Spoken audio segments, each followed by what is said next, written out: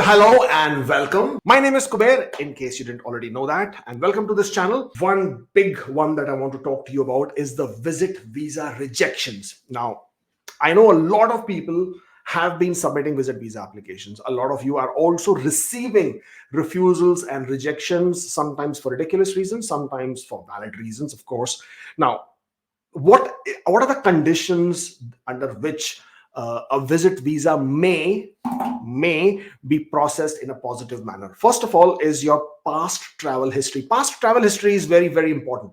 So when you say past travel history, especially for people in the subcontinent, traveling to Bangkok, traveling to Dubai doesn't count as travel history. So by travel history, they basically are looking for countries where you may have had to provide some credible documents in order to obtain those visas. So UK, Australia, New Zealand, US, Schengen countries, these would be the visas that they would be looking for in order to establish credibility in sense. What does past travel history does?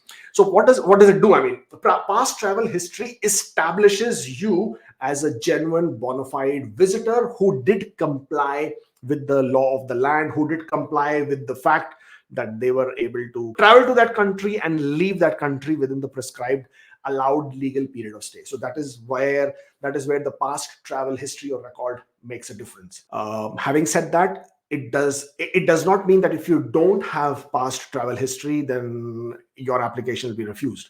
It's not entirely the mandatory requirement. It's not entirely the conclusive reason for your application assessment, but it is one of the biggest supporting factors. That's one. Number two is your financial stability. Now, with financial stability, I basically mean that what kind of finances are you providing in your application? If you're going to be showing, say, 2 lakh, 3 lakh, 4 lakh, 5 lakh rupees, then you have to keep in mind the cost of travel to Canada is expensive. The living cost, or the visiting cost in Canada is expensive. Even if you have somebody who's taking care of your expenses, even if you have provided a invitation letter from your sponsor, invitation letter from your family who said that they will take care of your expenses, in spite of that, if a person who's only making a salary of 20, 25, 30,000 rupees, but now wants to spend 2, 3, 4, 5 lakh rupees on a travel, it always is a bit of a flag. So obviously having decent financial stability is a big factor to show that you can actually afford to take that trip. And the idea here is that IRCC is looking at that. Are you looking at coming to Canada and staying here illegally and working in Canada illegally to support your expenses? That is what they're looking for. Okay, so if you have good finances to show, then obviously that will help. And third is your ties to home country. Now, your ties to home country would become the reasons which will pull you back to your home country, or the reasons that are compelling enough to take you back to your home country. So ongoing employment. Now, when I say ongoing employment, it basically means if you have been in an employment for the last 3, 4, 5, 6 months, that doesn't really help. But if you've been in an employment for 5, 6, 7, 8 years, that makes a big difference. It shows that you stuck around in that employment, and then obviously you are going to go back and join back into that employment. So employment letter, a letter from your employer stating that you're going on leave, that usually helps. In addition to that, income tax returns, again, to substantiate your financial stability, as well as your employment proof, that also will help. Again, what you're drawing as salary from this employment also helps. If you are an ongoing business engagement, businesses, helps. If you own property, real estate, helps. If you are a retired individual, your pensions, that also helps. If you have ongoing voluntary engagements that are pretty crucial for you, critical for you, that also helps. All of this, explaining all of this will make a big difference in your application. Okay. Apart from that, in cases of visit visa applications, if you are going to say that you want to come to Canada for 3 months, 4 months, 5 months, so you're mentioning in your application, I'm going to come to Canada, I want to live here for 3 months. Visa officer is going to wonder, why do you want to come to Canada for 3 months? And if you're going to come to Canada for 3 months, what's happening with your business, with your employment? Are you really getting a leave for 3 months?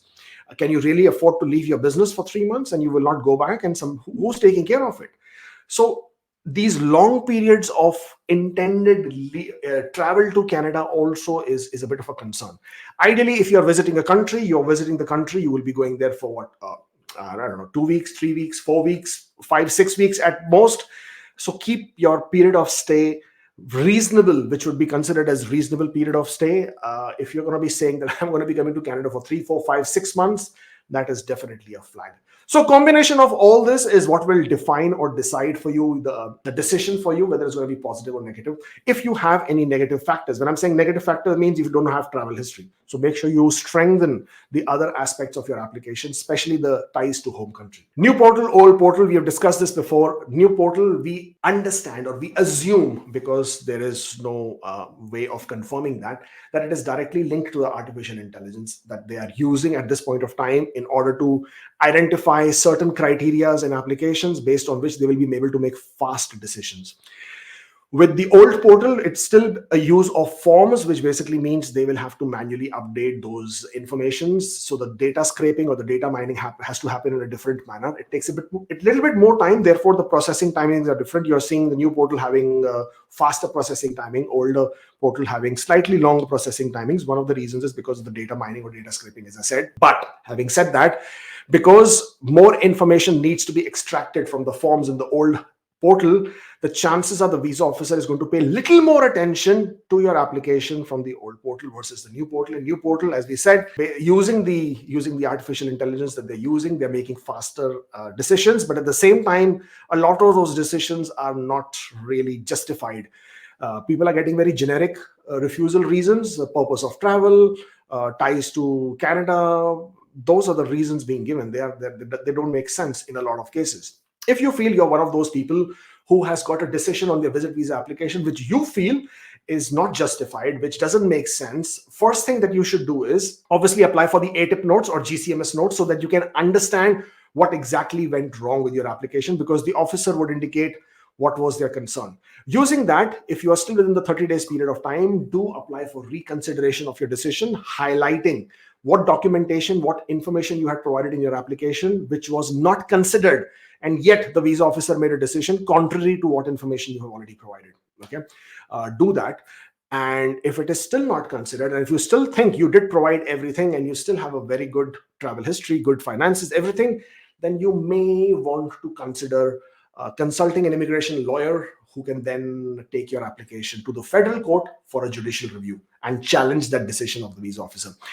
IRCC is counting on the fact that most people will not challenge the decisions. They're counting on the fact that most people are unaware. They will not sort of do anything about it. You have a negative decision, well, you go back and reapply. People will reapply, and if you do not make any substantial changes, significant changes from your first application, you will get the same decision. So unless you make these changes, or unless there is a reason for you to reapply by providing additional documents or additional information, then you will get the same reason. But if you think something is wrong in the decision, challenge it, and you will see that you may have a better chance of getting a reverse decision or an approval there. So that is what I have for you for visit visa applications. Please do subscribe to the channel. We want to see those numbers growing up. If you want to make an appointment, then this is the link. Please feel free to check this link and make an appointment with us. I wish you all the best. Stay safe, take care, and I shall see you next time.